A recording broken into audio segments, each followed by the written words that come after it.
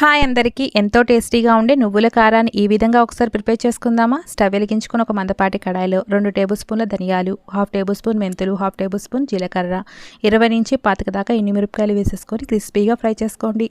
దీంట్లోనే 20 దాకా చిన్నులపాయ రెబ్బల్ని, గుప్పెడంతా కరివేపాకును వేసేసుకొని వీటిని కూడా బాగా ఫ్రై చేసేసుకున్నాక దీంట్లోనే 2 రెమ్మల చింతపండుని కూడా వేసేసుకోండి.